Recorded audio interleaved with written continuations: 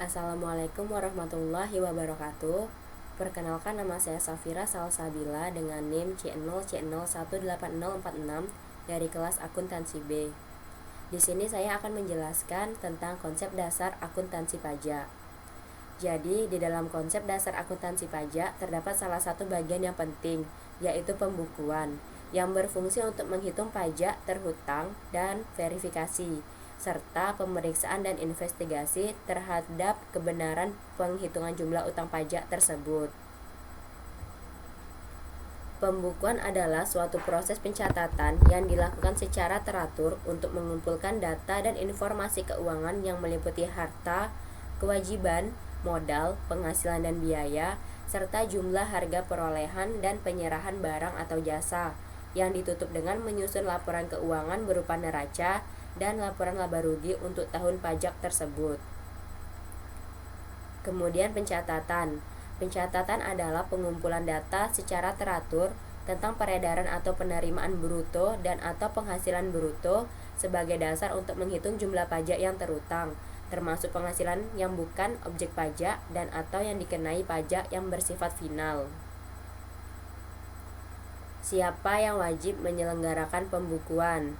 Yang pertama yaitu wajib pajak orang pribadi yang melakukan kegiatan usaha atau pekerjaan bebas yang peredaran brutonya dalam 1 tahun sebesar 4.800.000.000 rupiah. Dan yang kedua yaitu wajib pajak badan. Dan kemudian siapa yang wajib menyelenggarakan pencatatan? Yang pertama yaitu wajib pajak orang pribadi yang melakukan kegiatan usaha atau pekerjaan bebas yang peredaran brutonya dalam 1 tahun kurang dari 4.800.000.000 rupiah. Dan yang kedua yaitu wajib pajak orang pribadi yang tidak melakukan kegiatan usaha atau pekerjaan bebas. Selanjutnya, apa pentingnya pembukuan atau pencatatan bagi wajib pajak?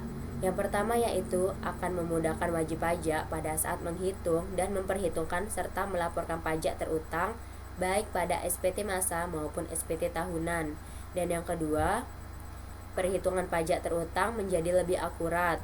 Dan yang ketiga yaitu laporan keuangan memberikan informasi posisi keuangan dan kemajuan dari usaha wajib pajak.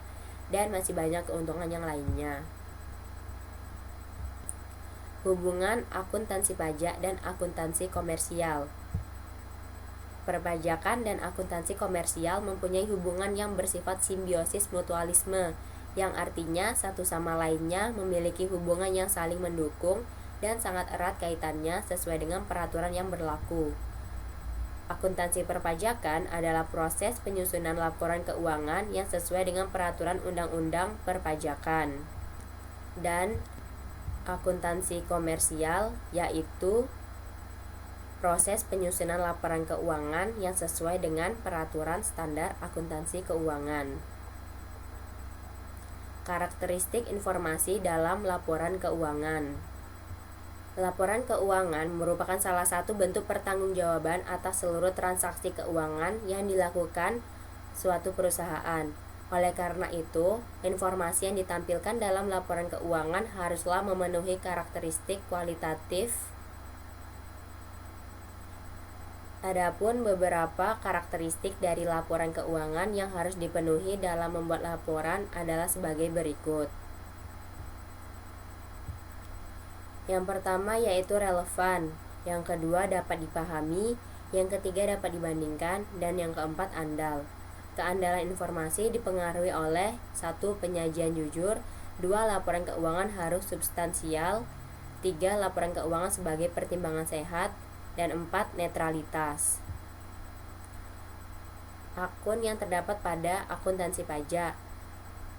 Akun yang terdapat pada laporan neraca yaitu pada sisi aset terdapat akun pajak dibayar di muka dan pajak dibayar di muka, biasa disajikan sebagai biaya dibayar di muka. Dan pada sisi kewajiban terdapat akun utang pajak. Kemudian pada laporan laba rugi terdapat akun beban pajak penghasilan, dan kemudian PBB, pajak masukan yang dapat dikreditkan, dan bea materai dicatat sebagai beban operasional. Sekian penjelasan dari saya mengenai konsep dasar akuntansi pajak.